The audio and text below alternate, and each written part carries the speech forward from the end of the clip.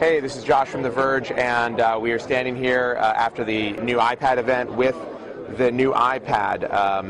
You can see here it looks a lot physically like the iPad 2. It's a tiny bit thicker, a tiny bit heavier, basically imperceptible to most people. The back pretty much looks the same. You can see it's got iPad on it. They're not calling it the iPad 3, not iPad HD.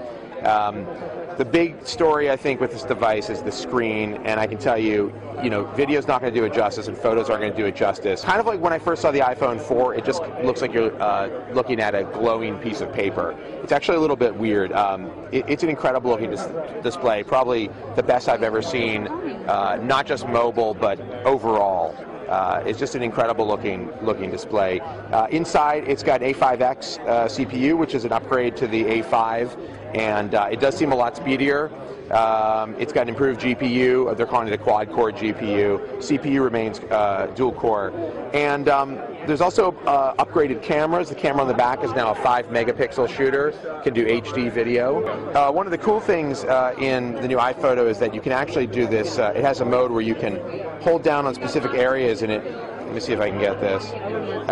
Where you can adjust. Well, that's actually adjusting the whole photo, but you see here, if it's on somebody's face, it knows that you're on skin tones, and you can actually change the skin tone just in that area. So it's pretty impressive. On certain images, for instance, images with a decent sky in the background, let's take a look at this one. It will detect that it's sky. You can go here and see that you get a control for darkening or lightening the sky itself. So really cool and non-destructive, which is one of the nice things about it if you're worried about getting in here and editing photos. I think for photographers it's going to become an incredible tool given the resolution of the screen.